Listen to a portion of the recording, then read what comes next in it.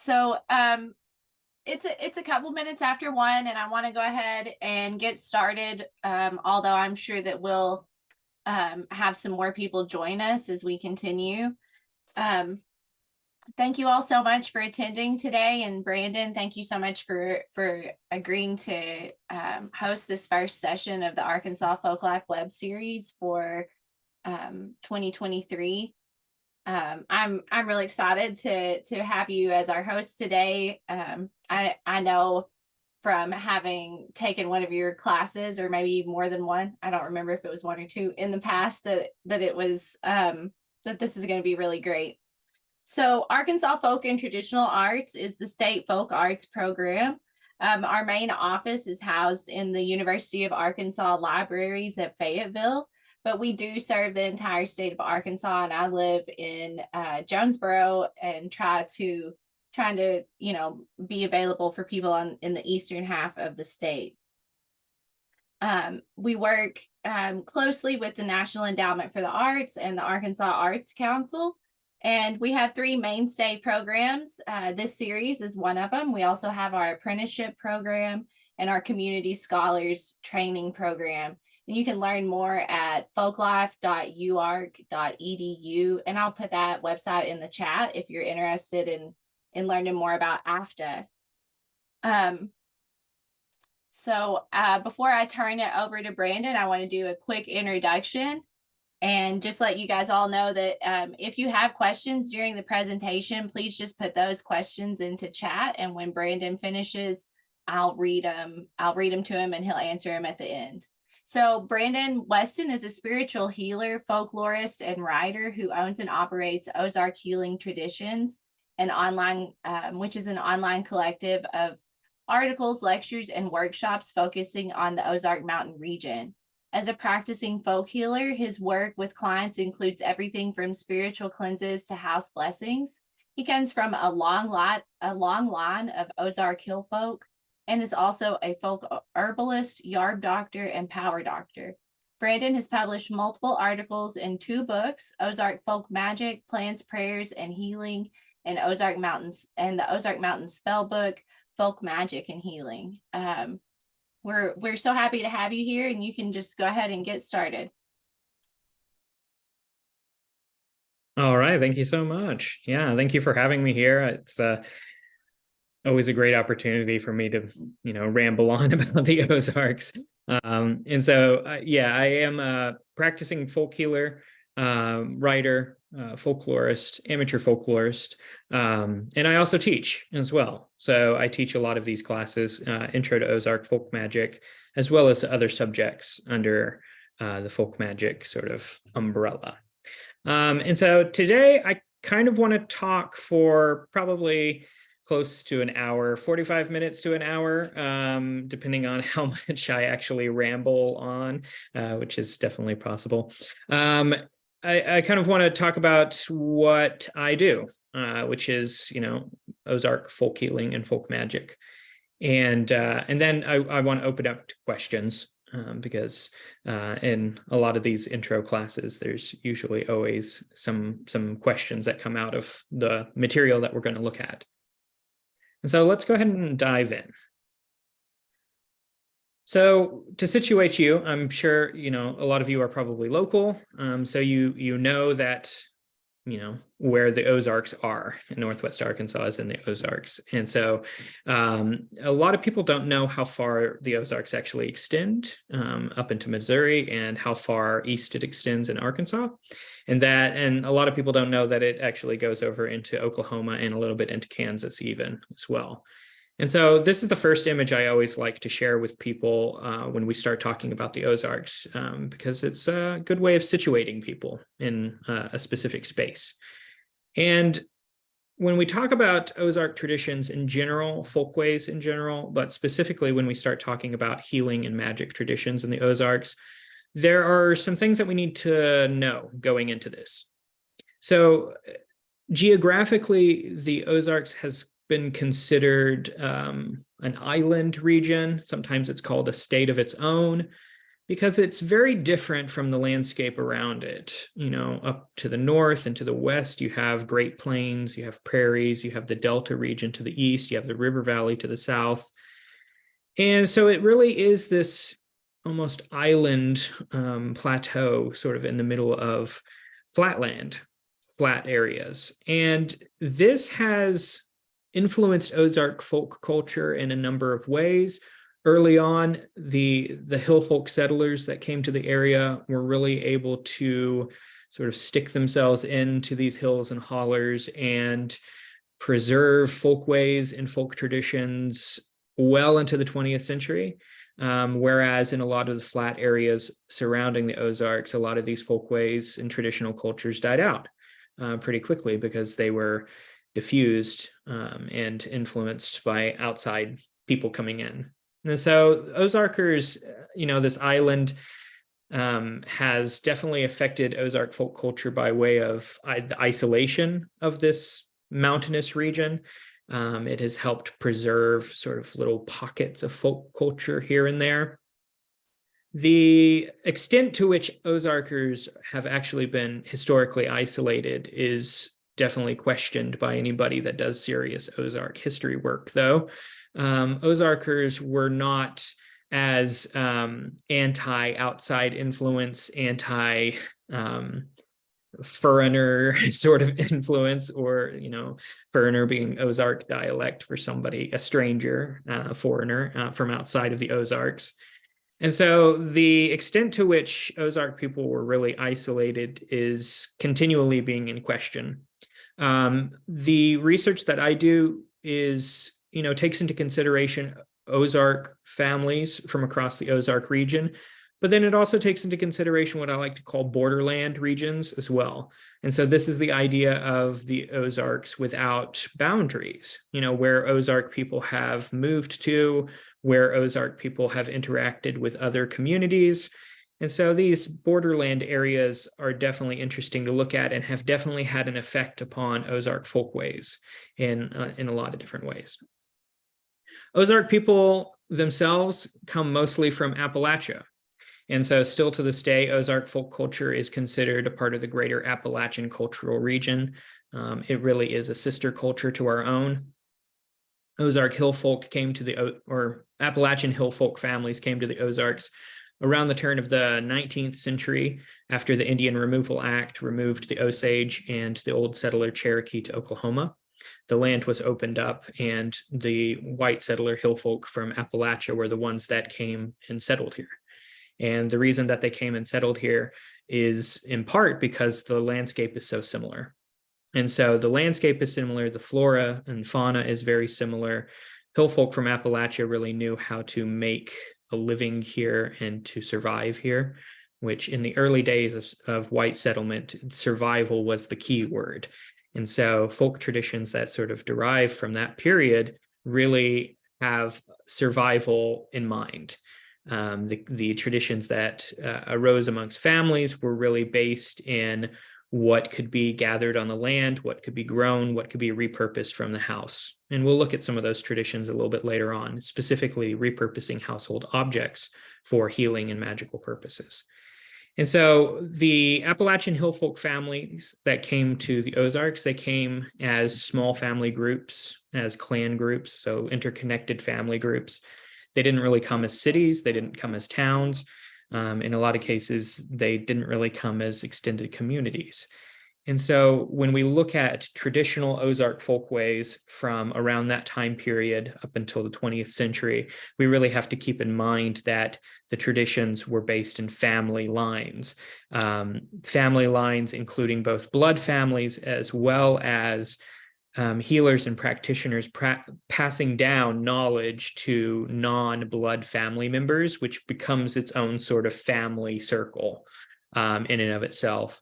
And so when we look at the old material, that traditional material, we have to keep in mind that practices came from different families. And in some cases, I have a theory that in a lot of cases, Ozark practitioners and healers were often very willing to trade knowledge And so, if your neighbor across the mountain had some remedies in their family, maybe you have some remedies to give them, they have some remedies to give you, that sort of thing.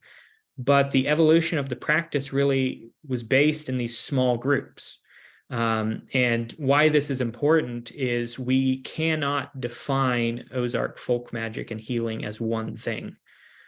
People have definitely tried to, folklorists have tried to, but we can't. We have to consider it by family, family to family, region to region. And in some cases, we have to consider it practitioner to practitioner, because there are lots of differences even amongst practitioners, just based on how they were taught things, how they learned things. And we forget, this is something that practitioners know, but on the outside, we aren't often given this information. But practitioners, even the ones that from the outside seem very traditional, the big T, capital T traditional, very, very often conservative, in that they have very sort of close ties to a specific culture and don't deviate from that. Even these sort of practitioners are constantly evolving their own practice in ways that sometimes we don't even consider. Folklorists talk about passing down practices in a family, but very few folklorists have talked about practitioners that get their powers from visiting angels that come to them and teach them remedies, which might sound like a little bit fantastical, but this is actually a common story amongst many Ozark practitioners, that they have a connection to the sort of otherworldly entities that sometimes visit them. And angels is actually one of the more socially acceptable ones. There are practitioners who have gained powers from spirits in trees and in boulders, from the little people, our Ozark fairies, have given powers and remedies and things like that to practitioners. So from the outside, we get this story of practitioners, your past things, you pass those things down, they pass those things down. But in between all of this passing down, you have people evolving the practice. You have people moving the practice forward. You have people borrowing things or, learning things from outside of their own sort of lineage of practice.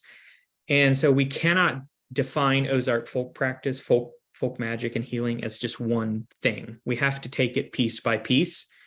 And through all of this, we are able to find common ground in a lot of areas. And that's really the purpose of this class in particular, is to show where those common ground foundational places are still to this day. So let's talk a little bit about the Ozark folk record. So where we're coming from. Ozark folklore has been most widely disseminated by three major folklorists who wrote around the turn of the 20th century. Vance Randolph, who's on the left in this picture, Otto Ernest Rayburn, who's on the right, and then Mary Parler. Their collections are all in special collections on the University of Arkansas Fayetteville campus, by the way. So they were the ones that really went out at this time where there were folk revivals around the United States. Folklorists were really interested in American folklore. So they went out and did work that mirrored work that was being done in Appalachia as well. They went out and collected stories. Vance Randolph was, published for a popular audience. And so his works are most widely known. But there are things we have to consider with these folklorists. So when I started off in sort of the Ozark folk category, I come from an Ozark family. I grew up with a lot of weird Ozark folk stories and remedies and things like that. And I didn't really think anything of it until college when I found Vance Randolph. And so when I read his Ozark Magic and Folklore, Ozark Folklore and Magic book, I can't remember, and Magic and Folklore, I always get it wrong. So when I discovered that book, he was talking about things that I had directly experienced from my own family, stories that I had collected from my own family. He was talking about these things. And so this sort of set me off on exploring more, discovering, are these stories still around? I, in particular, was interested in folk healing and folk magic. And so I asked the question, are these things still around? Are people still doing these things? And so I started collecting things from my family, and then I moved out from there into other families and communities across the Ozarks. And so I really began as a collector more than a practitioner. And the practitioner sort of was a transition halfway through this sort of process. But what I came to discover was that for the most part, what I had read in Vance Randolph was really representative of this big T, capital T traditional old culture that for the most part isn't around anymore. We have vestiges of it. There are communities that still are connected to those traditional practices, but as they are presented in the folk record, those things are not around, especially when we're talking about folk healing and folk magic. Musical traditions, things like that, these are other areas we can look at. But when we're talking about healing and magical practices, the role of the healer, how the healer got their power or their gift, how they pass it down, all of these things that were collected about healers around the turn of the 20th century, for the most part, are not around. But we can easily sort of go to this area where we say, oh, well, then it's a dead culture. It's not. And the reason I know this is because I've actively worked with modern practitioners who are still based in these foundational Ozark ideas that we're going to look at. They may not be connected to the traditions that the folklorist collected, but this is, for me, this shows an evolution, not that the practices died out. The practices haven't died out. The practices have evolved. The practices have changed. The practices have incorporated things from outside of the Ozarks, even in some cases. And it has become something else. But that this thing is still rooted in the Ozarks. It's still rooted in this sense of place, in this sense of the land. And so we have to keep that in mind, this idea of this separation between the old Ozarks and the modern Ozarks. Because I don't know how many Ozarkers I've encountered who read Vance Randolph and they always ask me, oh, well, you must have seen all of this stuff. And no, this stuff isn't around anymore. And to some extent, that's sad. But as a practitioner myself, who has worked with other practitioners, from the perspective of folklorists, it might be sad, but from practitioners, this is not gone anywhere. We've just evolved the practices. So practitioners aren't sad about it. Practitioners know that the culture changes, the culture evolves, and practitioners are still here. Practitioners are still doing what they have always done in the Ozarks and what they did in Appalachia and what they did in, European countries. They're still doing what they have done all along. It's just from the outside, the message that we're getting from folklorists a lot of the times is that these things are dead. These things have died out. I'm here to tell you, though, that it hasn't. So one problem that we have with looking only to the folk record is that the folk record represents a time and a place. It represents a very specific time. It represents a very specific generation. And these are things that we can look at and we can work from. And in a lot of cases, we can revive practices that were collected. We can investigate those practices more, and we can actually, bring some things back from the dead today because of the folk record. But we also have to read these things with, a very close eye. We have to examine these things because in a lot of cases, the folklorists weren't told everything. They were sometimes lied to. In a lot of cases, the folklorists collected information from storytellers. And so these were people that were telling stories about practitioners rather than practitioners telling their own stories. And so we have to take all of this sort of folk record as being just that, a folk record. And we can take those things and we can kind of move from there. We can look at practices. One of the things that I enjoy doing is every sort of practice or remedy or whatever it is that I'm collecting now, I like to take these things and see if I can find older variants in the folk record. And so for me, this shows a sort of continuity from the past to now. And then we can see how these things have evolved as they have been passed through different hands. And so the folk record is very useful for what it is. but we have to consider, that we aren't living at the same time. We're living in a very different time, in a very different Ozarks than it was around the turn of the 20th century. One of the sort of things that has separated these areas, the old Ozarks from the modern Ozarks, and I won't get too much into it, but it's the Back to the Land movement that happened in the 60s and 70s. The Back to the Land movement brought in all sorts of people and practices from all across the United States. In some cases, you had, Eastern philosophies, you had yoga, acupuncture, traditional Chinese medicine coming into the area, with all of these sort of, people flocking to the Ozarks for land, mostly to start communities and communes and things like that. And there was a lot of tension there amongst the traditional culture and this new culture. But over the years, what I have observed is that new culture disseminated. And a lot of those practices were taken by Ozark practitioners, because again, we have to take practitioner stories from practitioners. And as one of my teachers told me, if it works, it works. And so there's this idea that Ozark practitioners have never shied away from exploring new things if those practices or remedies worked. And so I've met Ozark herbalists who were also acupuncturists. I've met faith-based healers who incorporated in things like Reiki, energy practices, Tai Chi, Qigong, Eastern philosophies, things like that. Still rooted in the Ozarks, still rooted in the land, in this sense of Ozark identity, but bringing in practices because they work. And because they work within the system that is perhaps already present. So that's one thing that sort of is standing in our way as far as understanding practices today, is this sort of constantly being connected back to a generation that doesn't exist anymore.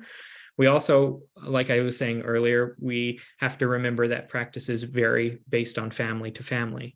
And so people do things differently. And so sometimes we get into this real place of, well, if they aren't doing it based upon my idea of what should be done, then it must be wrong. And so one example of this I always like to give is of the horseshoe, the lucky horseshoe. So one folk practice in the Ozarks is to take a horseshoe and to hang it above your door, usually a front door or a back door, for good luck. But do you hang the horseshoe with the prongs up, like a U shape, or do you hang it with the prongs facing down? And for some people, this is a stupid question. Well, obviously you hang it up with the prongs facing up because you want the good luck to fill up the horseshoe.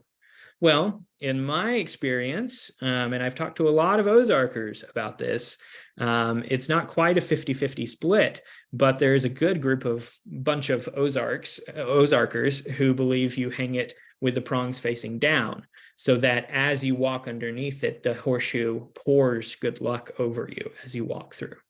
So who's correct? Well, we can't really say either side is correct. It's about the faith, the intention that is put into the practice. And so this is, a very small representation of what we sort of encounter in the Ozarks with these practices. We really have to keep an open mind, and we have to recognize that traditions differ from place to place, from person to person. So folk influences, and I'll kind of just go through these pretty quickly. I just want to highlight how complex the Ozarks actually are.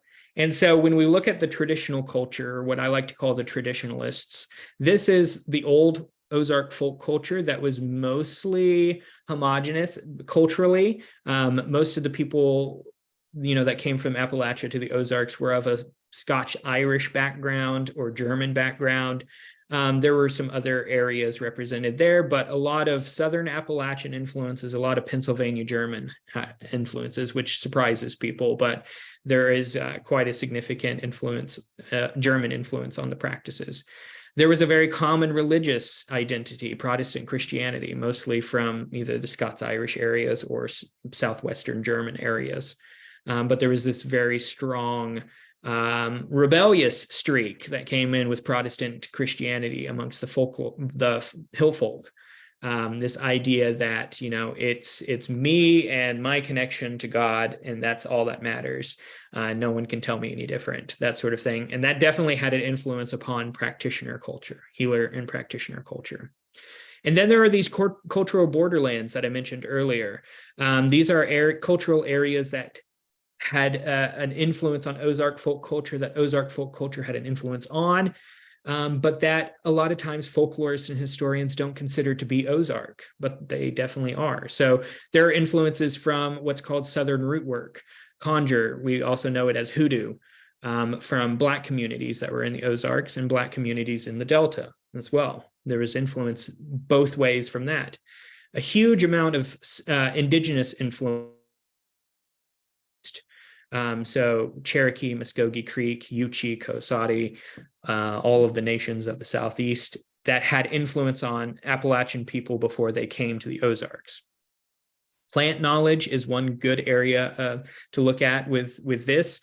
Probably about 85% of the plants that Ozark herbalists use come from indigenous sources. And so we owe a huge debt of gratitude to indigenous people for that. But then there are also what might be called the faith-based or magical-based healing practices that I have a theory that come from indigenous sources as well. So there was definitely exchange there. We also have influence from not Protestant, but folk Catholic influences as well. Bavarian communities, Italian, French communities.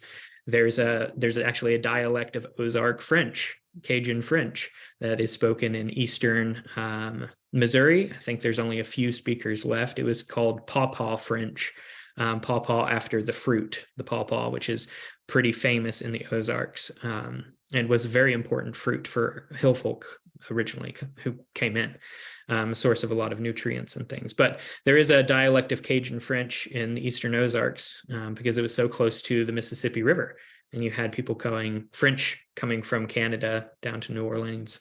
And so there's even a Cajun influence in the Ozarks. And so this is just the traditional culture. This is the sort of pre-1950s, 1960s representation of the Ozarks. Today, I like to call practitioners today the neo-traditionalists, because I am a neo-traditionalist in that I am still rooted in sort of Ozark folk culture, but I recognize that things change and I bring in other influences as well, other things that I've been taught, and even practices and things from my own ancestry, European ancestry, things like that, which is very common amongst modern practitioners. One sort of, to keep it in your mind, a difference between the traditionalists and the neo-traditionalists we can see in the word witch. So amongst the traditionalists, the witch was always seen in a negative light. The witch always worked against the healer. The witch was almost this sort of, the character that we have of the witch from fairy tales and folklore, things like that. So the word witch for the traditionalists versus the witch for the neo-traditionalists. And amongst the neo-traditionalists, there are many who are reclaiming the word witch back to its original meaning as a wise person or a wise woman. So that is just one small example of this difference between the traditionalists and the neo-traditionalists. Still rooted in these same sort of foundational ideas, but working in very different ways, working in ways that aren't always counterintuitive to each other, but just differences. And so neo-traditional culture today, obviously, we're influenced by a lot of other cultural influences to the area, religious influences to the area. We also have things that came in with the Back to the Land movement. So these are traditional witchcraft and sort of New Age movements, Wicca, things like that, that were introduced and disseminated out into the folk culture. We also have 19th, 20th century spiritualism and spiritism groups and traditions. Northwest Arkansas at one time was actually a hub for spiritualist movement, which is an entirely other talk, but very interesting to look at. And then just generally speaking, just different cultures coming together. Does that make the people living here any less Ozark? Does that make practitioners living here any less Ozark? And in my opinion, no. To be an Ozark practitioner means being connected to the land. If you are a person who is protective of the land and protective of the communities who live on the land, you're an Ozarker. And so that is really how I view practices today. I've encountered lots of different religious and cultural groups who I consider to be Ozark practitioners, just alongside the ones that are rooted in the more traditional culture. So that's where I'm at going into this. And I always like to end the intro to the actual intro with this. There are as many practices in the Ozarks as there are practitioners. And I think that that is a key takeaway from this first part, to keep in mind that practices differ, and our differences are actually areas that we can use. We can use those differences. We can learn from each other, and we can actually grow and evolve these traditions. We don't have to see our differences as being counter each other or being in conflict with each other. We can really see it as a strength. The more people doing things, the more people evolving things, the more options we have, the more things that we can explore and bring together and learn from each other. So I really, as the main part of this talk, I really want to look at those foundational areas in Ozark folk belief, the things that tie together a lot of those very distinct individual practices. So the first, I guess, foundation, the first sort of stepping stone that we can walk out onto is this idea of the innate magic of nature. This, at its most sort of basic fundamental definition, it's this idea that there is some intangible, neutral, alive energy or magic or flow that permeates all things in nature. And amongst the traditionalists, this would be defined as God, as the divine, as the light of God in all things, God permeating creation because he is the creator. So there's a lot of very traditional ways of connecting to this flow. There are also a lot of neo-traditional ways of connecting to this flow as being not necessarily divine, but connected to this idea of energy, of magic flowing through things. I like to call it the innate magic of nature, because magic is sort of true neutral. It doesn't exist within a creed or religion or culture. It is available to all people. So that's the way I like to view it, but there's also many other ways of looking at it. But at its heart, it is this connection between the individual and the natural world, that humanity is not separate from the natural world, that the natural world is not separate from humanness either.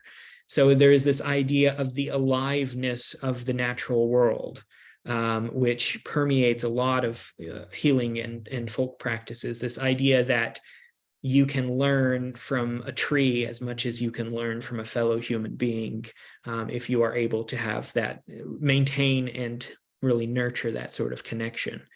And so again, like I said earlier, a lot of these foundations are based in this idea of survival. Pretty early on, if you were living on the land, you had to be in touch with these cycles. You had to be in touch with this flow, or else you would die. You wouldn't be able to survive the winter. And so these practices in a lot of cases were based in necessity. And even though we don't have the same necessity these days, we still maintain the practice. We still maintain that foundation, that connection. And really, this connection, it is neutral. This flow is neutral. And so there really is this idea amongst practitioners that this magic of nature is neither good nor evil. We can't really put those definitions upon nature. And so this defines sort of how practitioners work in some cases. Some practitioners really see themselves as an extension of nature. So if, just like nature gives and takes, so too does the practitioner give and take. And this even has biblical connections, the idea of God giving with one hand and taking with the other, as being reflected in nature itself, the processes of nature. So the healer heals, but then the healer also occasionally works retribution for the community, works against their enemies for the community, that sort of thing. And so there really is this ebb and flow that is created by this. And one of the deep takeaways is that humans are not separate from this flow. Humans are innately connected to this flow, intimately connected, and that the flow might pool in certain individuals. And we'll talk about healers specifically later on, but this idea that the flow is through all things, but there can be deep well springs and deep pools of this magical energy, this innate power in certain individuals.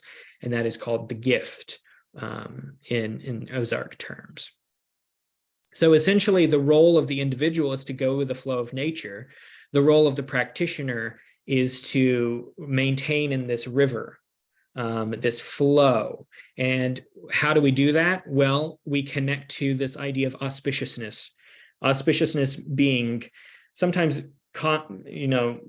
synonyms can be blessedness or luckiness, things like that. But auspiciousness is essentially where this innate magic pools in the world. And so by connecting to the flow, the easiest way to get down a river is to lay back in the current and let the current take you where it goes. And as practitioners, how do we do that? We maintain cycles. We maintain ourselves within the natural cycles of the world. So Ozarkers have always had a deep connection to the zodiac and moon cycles. We plant by the signs, we heal by the signs, we do all sorts of stuff by the signs, as they say. And if you're wondering if this is still around, just buy a Farmer's Almanac. Buy a 2023 Farmer's Almanac and find the best days chart, the best day to cut your hair, the best day to wean a calf, to prune plants, whatever it might be. All of this is based on moon cycles and zodiac sign cycles. And so we're still doing it. It's still around. It's still an intimate part of the culture. It's still very important to people.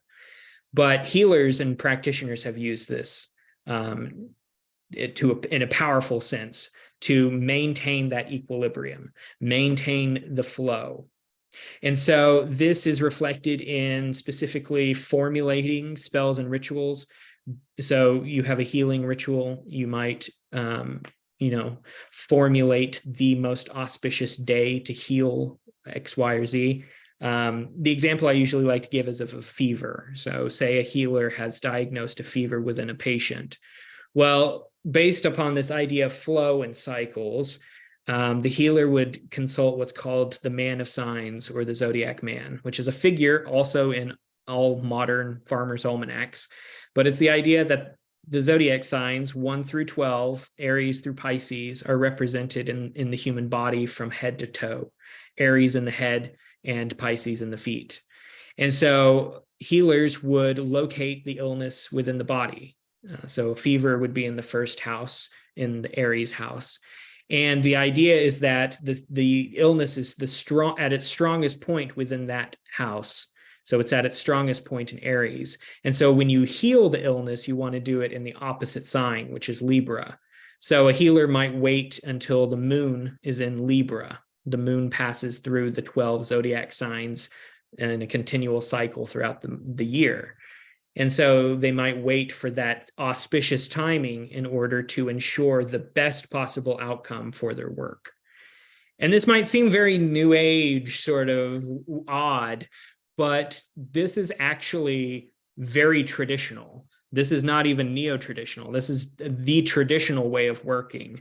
This is how Ozarkers have worked, traditional Ozarkers pre-1950 back to 1800s. This work has been done amongst healers since the Middle Ages.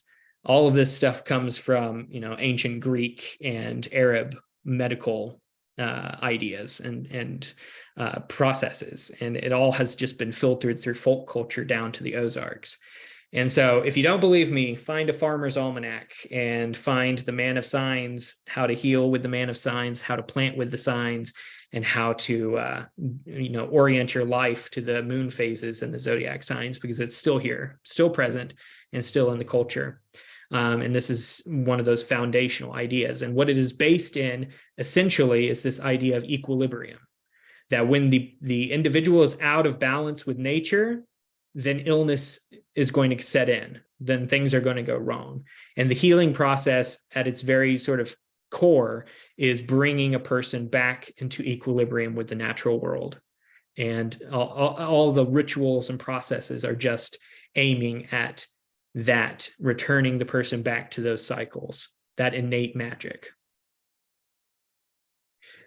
So the image on the right was pulled, I think I got this one from the 2021 Farmer's Almanac, the Man of Many Signs. And so you can see the signs from the head all the way down into the feet, and what areas of the body they rule, although amongst practitioners, these differ sometimes, but the theory is still the same. And then a planetary domicile chart would be consulted to find those opposites. So you see Aries on the very top, looks like the little ram's horns, and then opposite is Libra, the sign of Libra. This also shows the planetary signs that are associated with those zodiac signs. None of this is neo-traditional, by the way. All of this is traditional knowledge in the Ozarks. I think there's a real push these days to really sort of define what is Ozark based upon post-1950s sort of conservatism that sort of targets astrology as being evil, things like that. But the number of 60s, 70s aged plus farmers I have met who had all of this stuff in their workshop so that they could plant with the signs and know exactly when to plant and exactly when to harvest, I've met too many to count at this point in the Ozarks. And so this is a very traditional way of working, but a foundational way that is still around today.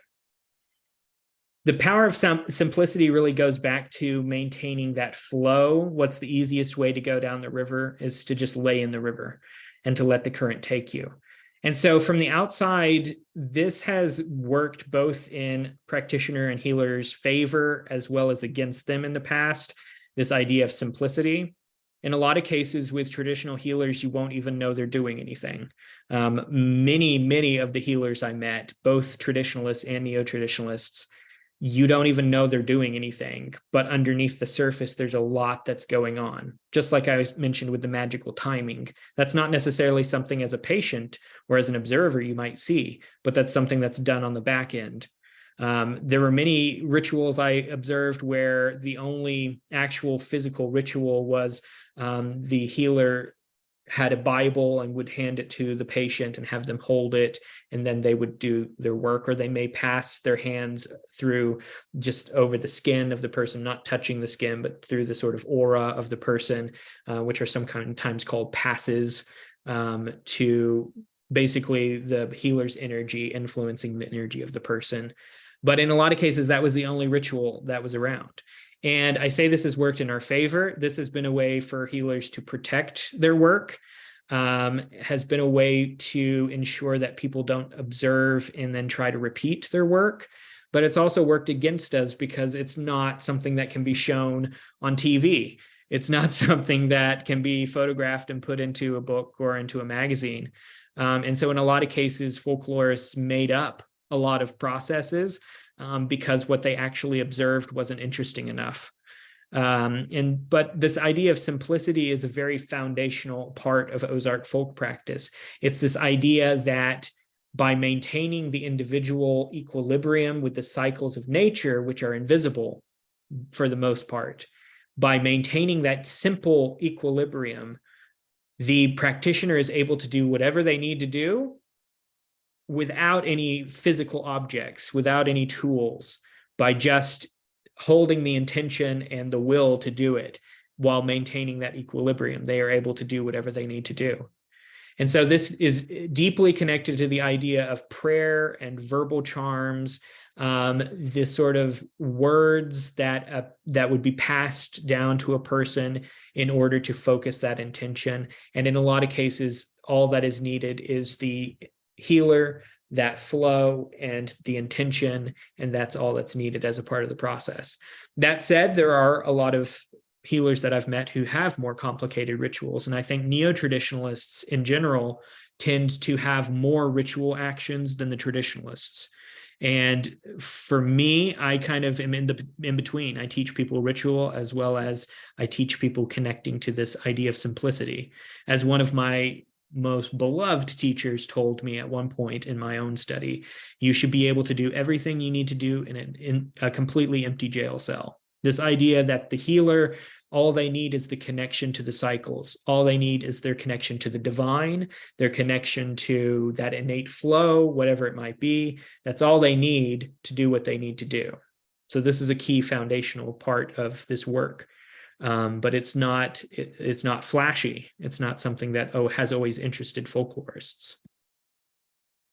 Another foundational idea is the other world. I borrowed this image of the show Stranger Things because it illustrates the idea of the Ozark otherworld pretty good. This idea that the other world, sometimes it's the spirit world. These concepts have in some cases even merged into the sort of heaven-hell concepts, but the other world is this world that sits on top of our own. It is this other place that can't always be accessed. It's a place where spirits dwell in all of their different forms. It is a place that essentially is a mirror of our own world, in that everything in our world is present in that other world in a different form. And so this idea of the closeness of the other world is pretty foundational to a lot of practices.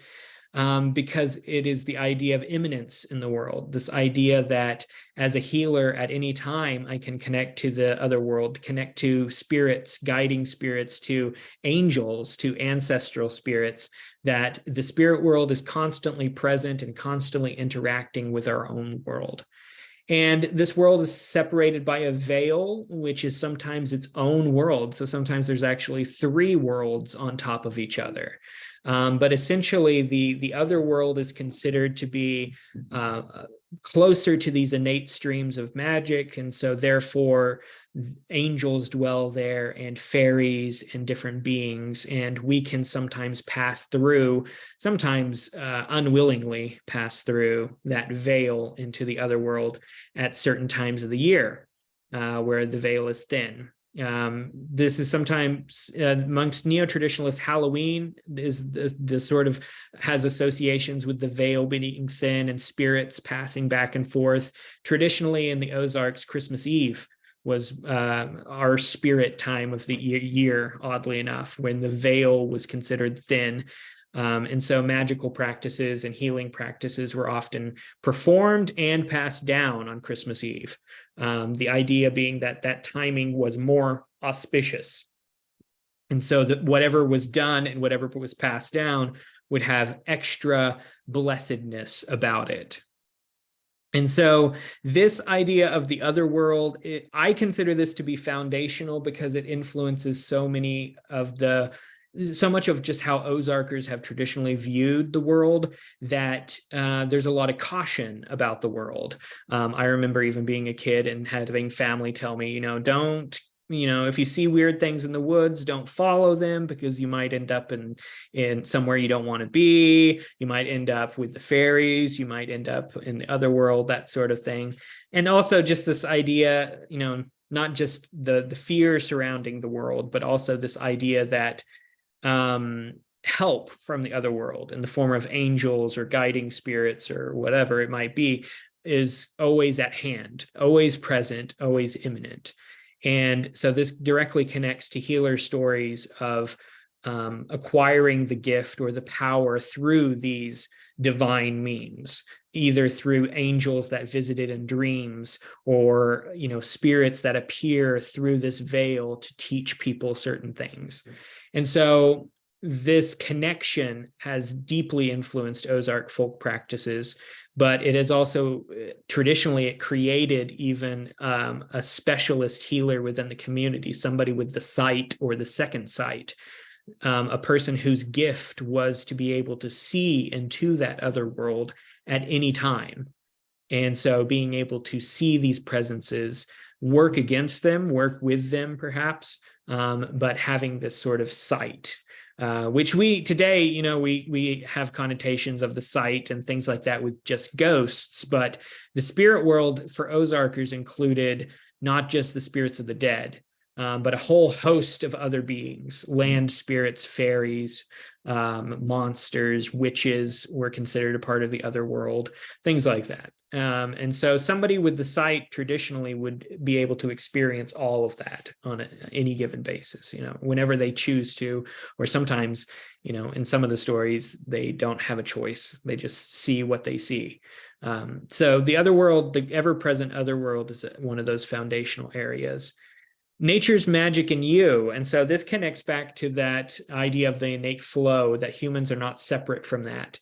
That flow of magic flows through all of us, but there are certain places where it pools, where there are natural well springs.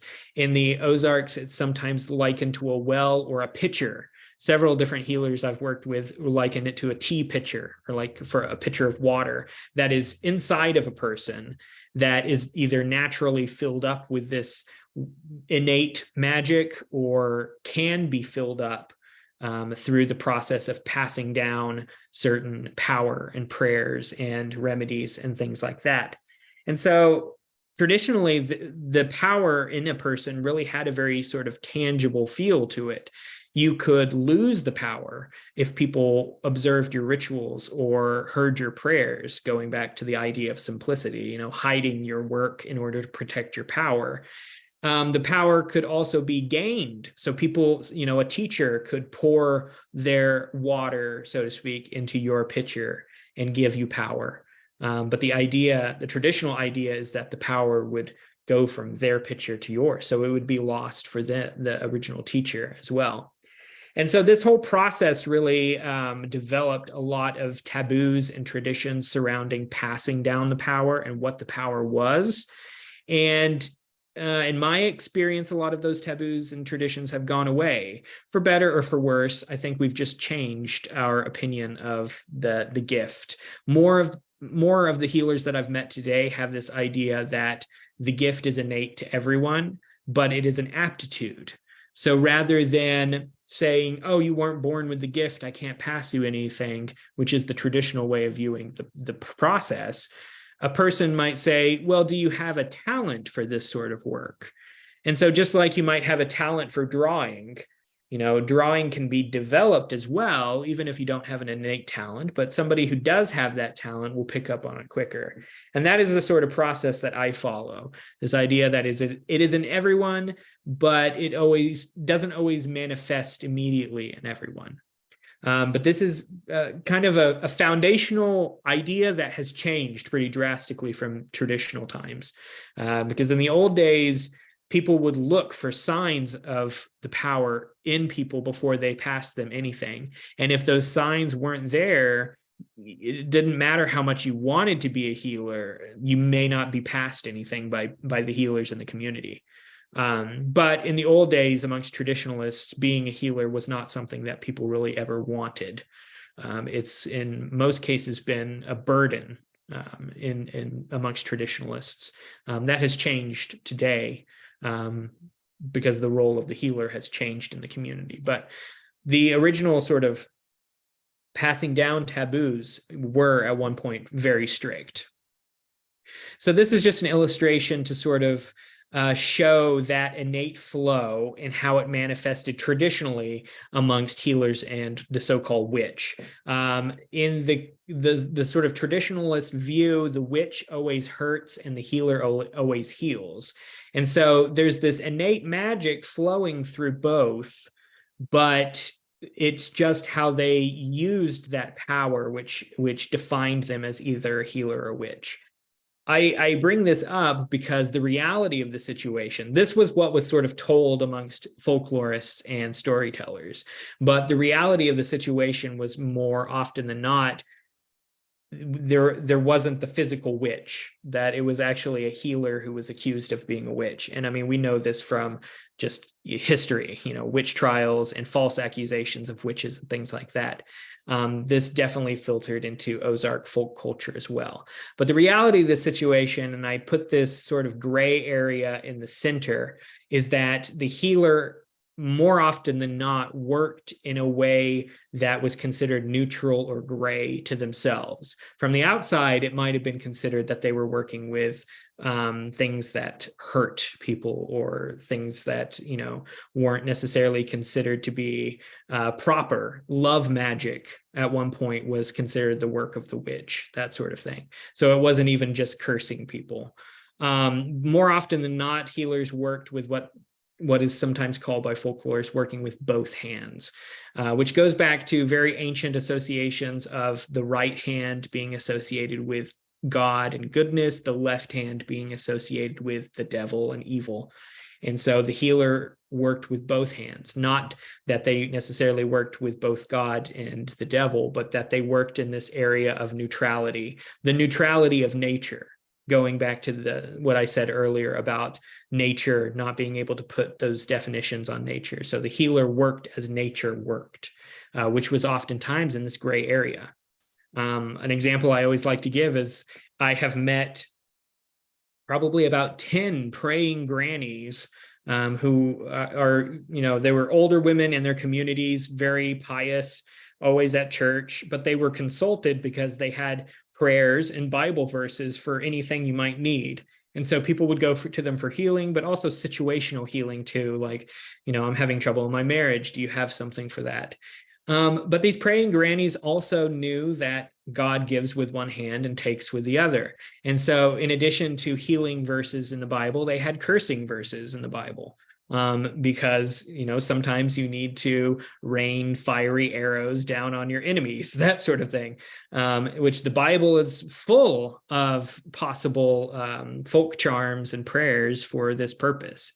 And so this is sort of a good example of this idea of working as nature works, that oftentimes traditionally even the healer didn't consider themselves to be above nature, that their work was both a reflection of nature and the work of God itself, which includes sometimes what's called retribution work, which is essentially a cleansing practice. You are removing a curse, but you are sending it back to the person that sent it, that sort of thing. And so in a lot of these cases, it surprises people that sometimes even work within the boundaries of the church can seem very dark at times, but this was a traditional way of working, working with both hands, working as nature works. So I'm going to go a little over what I allotted for myself as far as time, but I will have plenty of time for questions. I do want to go through common household objects that were repurposed for magic and healing uses. This connects back to the idea of simplicity, this idea of survival, the idea that you don't have special things that you use for your practice. You use whatever's at hand. You use whatever you can gather from the land or repurpose from inside the home. And so we'll look at a few of these, and then I have a small section on some plants that I want to look at, just to give you a feel for Ozark plant magic.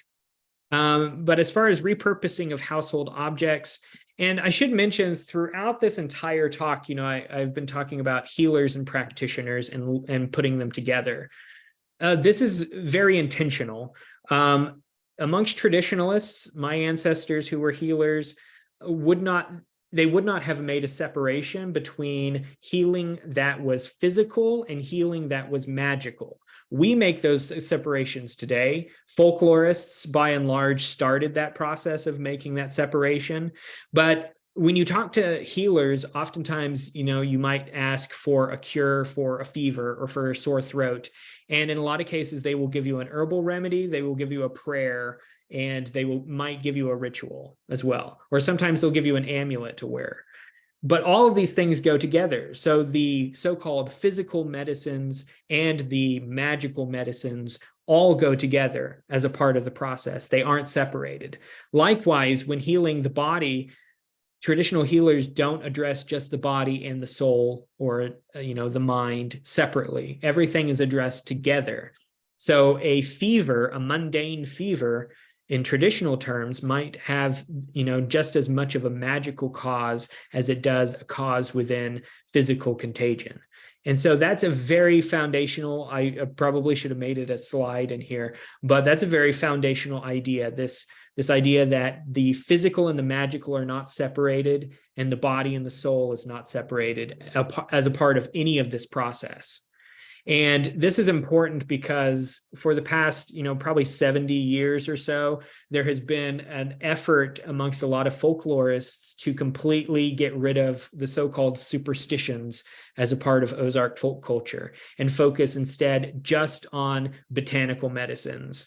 And so, and maybe some people watching this even came to this talk with the idea that we would be talking a lot about plants and not a lot about prayers. But this is the point I'm trying to make, this idea that plant medicines were important, just as important as the prayers that went along with those plant medicines. And this is a foundational part of Ozark folk culture that I'm really trying to bring back as being important within the culture.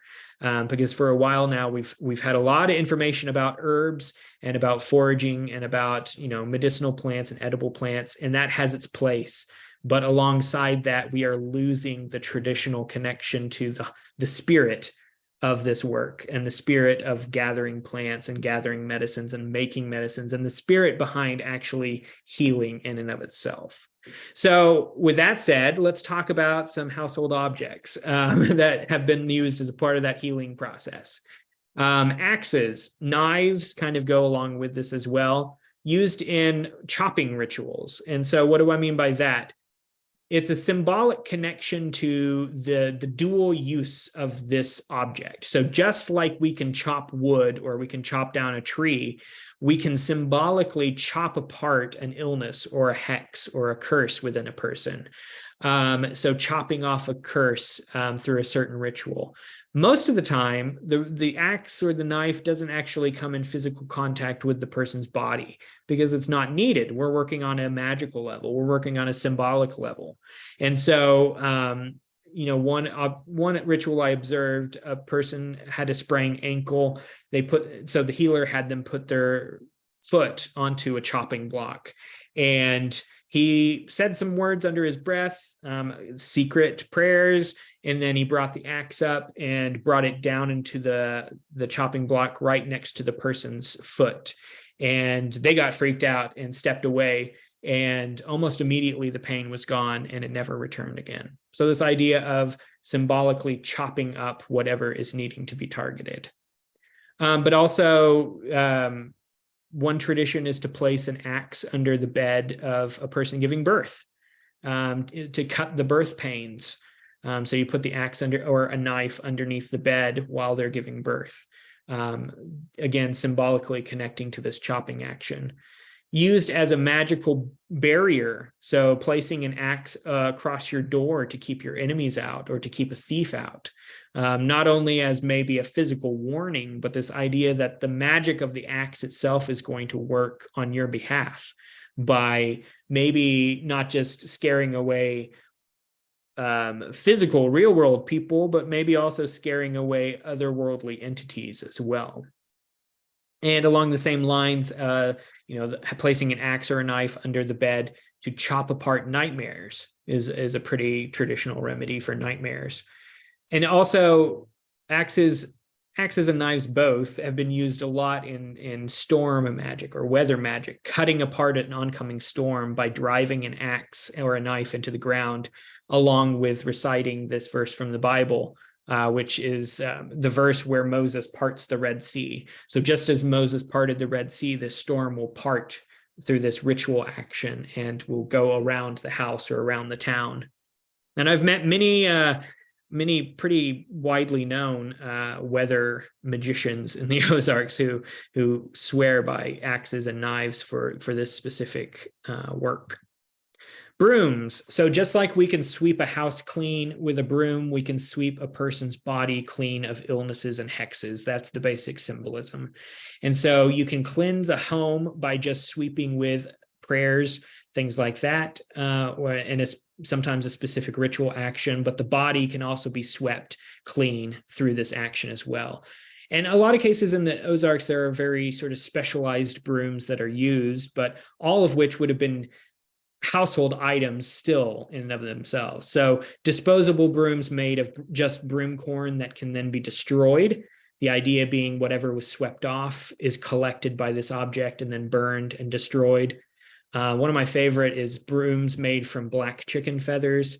There's a folk belief that black chickens in particular cannot, well, they can absorb illnesses and hexes, but they cannot become the victim of them. So they won't succumb to the illness or the hex. And so by using these black feathers, you're able to collect and cleanse off illnesses and hexes without them remaining in the broom or remaining on the healer or whatever it might be. But then there are also herbal brooms, red cedar branch brooms that are also objects that can be destroyed. But in a lot of cases, it's just the household broom, whatever might be at hand, that is used as a part of the ritual action. String, I could write an entire book about the magical uses of string in the Ozarks. There are a ton of them. But essentially, string can be used as a way of binding. So binding an illness or a hex to an object, usually a tree or a rock or the crossroads or gravestone, depending on who you're talking to and depending on how they're using the process. But the basic idea is that the string is taking whatever is inside of a person and sealing it to something so that it is no longer in the person. There's also rituals of blowing knots, so blowing prayers through knots and then having in a string and then having the person wear the string, connecting the blessings to them then.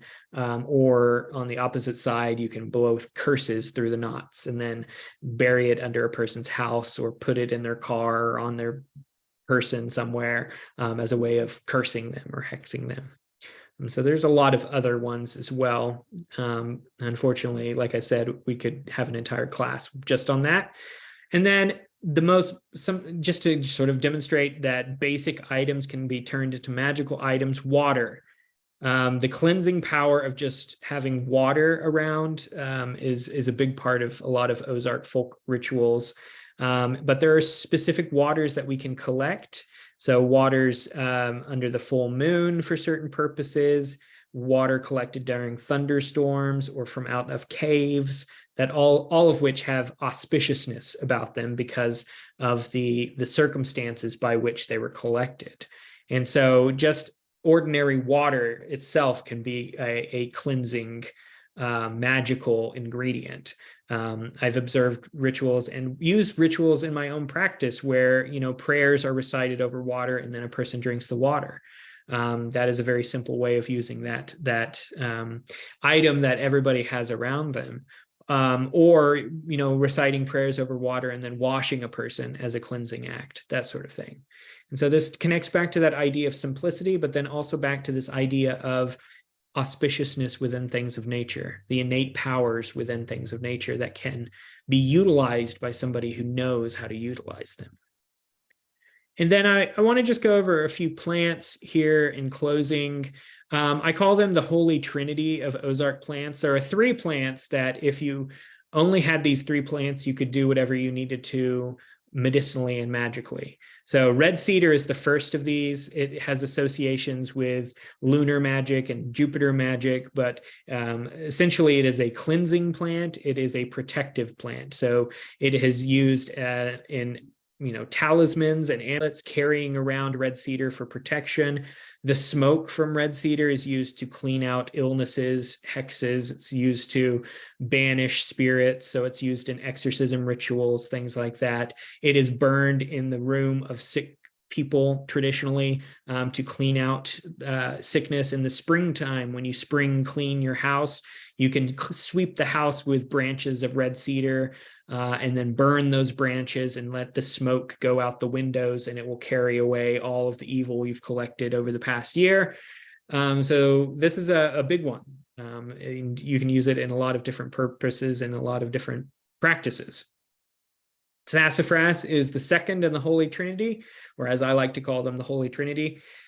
So sassafras is never burned. That is a big Ozark no-no. Don't ever burn sassafras, but it has a lot of medicinal uses. A lot of people have probably heard of sassafras tea in the springtime. Well, a lot of people don't know that Ozark Hill folk have been practicing for essentially ancient Greek magic and healing practices, the four humors specifically. So in the springtime, the spring is associated with the sanguine humor, and sassafras root is taken specifically in the springtime as a blood tonic or as a liver tonic. And the blood and the liver are both associated with the sanguine humor, and both of which are connected also to the digestive system. And so sassafras gets your body working after winter, winter being stagnant energies, eating salted meats and canned vegetables and things like that. Sassafras tea in the springtime balances the sanguine humor and helps get your body moving again. And so this is another one of those sort of hidden concepts with very ancient origins that, of course, Ozarkers would never have said sanguine humor, things like that, but they knew the concepts and have been passing down these concepts for generations. So from the outside, it often seems like hillbilly magic and hillbilly medicine, but a lot of our hillbilly medicine, it has ancient origins in Greek medicine and Arabic medicine. But it's also used in cleansing practices in general. So drinking the tea as a cleansing practice, or washing in the tea as a cleansing practice. Sassafras is one of those that's associated with water and therefore associated with cleansing within the body. And then tobacco, this always surprises people too, but the Ozarks, we inherited a lot of healing practices from indigenous people surrounding tobacco specifically. And so tobacco has been used in a lot of medicinal practices in the Ozarks, but then also as a cleansing plant. So it's sometimes mixed with red cedar and burned to clean out a house.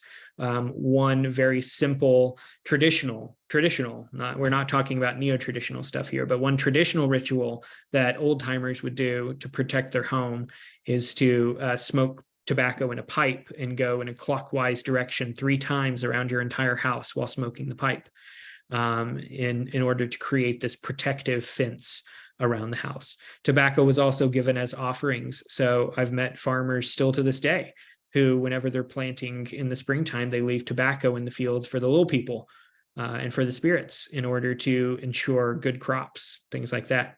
So tobacco has a long lineage of use in cleansing practices, healing practices, protective practices as well. So those are the Holy Trinity. Obviously, there are so many other plants that are important in the Ozarks. I've met herbalists who knew upwards of 300-400 different individual plants, that they knew the plant, they knew the uses. And as one of my teachers told me, all plants are healing plants. And so these are 3 examples of, really good examples of widely known healing plants, but there are so many others out there that unfortunately we couldn't get to in this class. So where else to find me? Just in closing, I want to mention my 2 books that are out, Ozark Folk Magic and the Ozark Mountain Spell Book. If you are interested in Ozark folk practices and want to learn more, I offer classes online through various different sources, as well as some in-person classes that are coming up. At the time of this recording, it's February, they're coming up in March.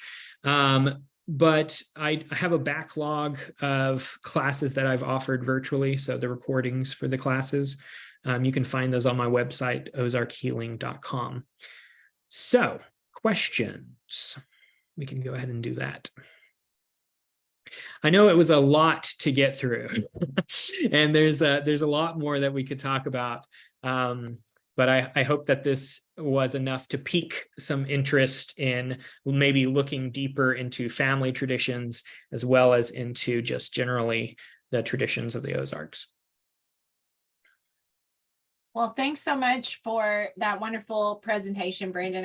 I really enjoyed it. I always learn something, and you're wonderfully interesting to listen to you share your knowledge about the Ozarks.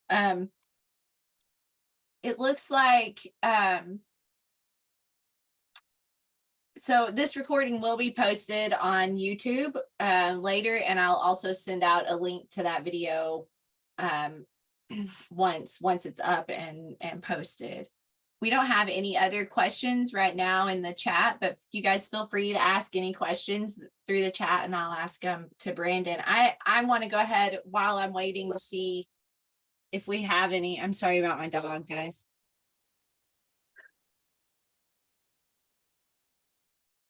I want to mention, first of all, that Tina Marie Wilcox at the Ozark Folk Center still uses the moon in the Farmer's Almanac to plant literally for the gardens of the Ozark Folk Center. She's the head gardener there. So that's really, I thought that was interesting that you brought that up. And someone who couldn't be here sent me a story about her grandma and a magical wart removal. And I warned Brandon I was going to ask this, but she said that her grandma would give you a coin to buy your wart, and then within a week the wart would turn black and fall off. And she's wondering if you've heard anything like that or know any similar folk magic methods. Yeah, so there are a ton of different wart cures, both magical and medicinal in the Ozarks. So I had a great uncle, one of my grandpa's brothers, who was a wart buyer, exactly like that. And so he, if you had a wart, he would give you like a penny or a dime or a nickel, and say, "I'll buy that wart off of you," and you would take it, and then it would turn black and disappear. And so wart buying was more on the traditional side of folk magic. You don't really see this much anymore, unfortunately. It's one of those things that's not really passed down. Traditionally, you had specialists rather than generalists, by and large. So you had people who could cure warts, or who could stop a bleeding wound, or blow the fire out of a burn, or cure thrush in children, or there are lots of different other specialists. These days, it's more likely that you'll find generalists, and so I consider myself to be a generalist just because I sort of address whatever anybody might come to me with. I'll try to work out a ritual or something to help out, and so that's much more of a modern thing to see. In the past, the only generalist in the community was the granny woman, who tended to be a midwife, usually an older woman in the community that had a bunch of kids. And that she was often the generalist more because there was a strict taboo in the old days against men working on women. So even healers, and magical practitioners would refuse women because it wasn't seen as being proper. And so the granny woman was really a necessity in the community to provide health care for the women around the community. So she was often a generalist, and that sort of position has come into the modern world as well. I've met people who are self-proclaimed granny women still, whereas a lot of the other sort of male-dominated specialized areas have died out. Oh, and I was going to mention too, with the moon, because we were just talking about warts, there is a wart charm that you can do right now because the moon is waning, or at least at the time of this recording, the moon is waning. So during the waning moon, that's when the moon is growing dark. Sometimes it's said in the dark of the moon, but going from the full moon to the new moon, you can take a potato and cut it in half and rub one half on your wart, or however many warts you have, and then you tie it together with red string and you bury it during the waning moon. And as the light of the moon grows darker and darker until the new moon, your warts will grow smaller and smaller until they disappear. It's so interesting. So Claire Marie Lucina, I hope I said your last name right, says thank you, and she's going to share this video with a friend that she met at one of your plant ID walks. And then we have Roe Windwalker, who says this presentation explained a lot of things they grew up with, and says, thank you. I knew that my family was raised with a lot of things that we now call underground pagan, but that didn't fit any traditions that I knew. But several of the little things you said over the course of today's talk matched up with a lot of things I remember. So yeah, and that brought up a good point just in closing. One of the things that I always try to encourage people is, no matter where you're from, if you're from the Ozarks or elsewhere, collect your family stories. It doesn't have to be formal. It doesn't, you could be sitting around the dining table and press record on your phone and record some stories. But the amount of people that I've encountered, healers in particular, who wished they would have recorded stories. I wish I would have recorded stories of my great uncle, the wart charmer, who could also, I've learned in recent years, could stop bleeding wound and planted by the signs and all sorts of stuff. And so this is always something that I encourage is, write down things, take photos, record. You may just keep it in a drawer somewhere, but you'll have it if you want it later, and you'll have it to be able to pass down, so that it's not just gone. yeah, that's great advice for sure. To try to keep these traditions and this information of people that we know. Again, thank you so much for being here. I really enjoyed today's session, and I appreciate everyone for coming. Brandon did mention Back to the Landers, and next month, Dr. Jared Phillips will be sharing about the Back to the Land movement in the Arkansas Ozarks. So follow our page, and hopefully you can tune into that. And again, thanks again. Everybody have a great day, and we hope to see you soon. Bye-bye.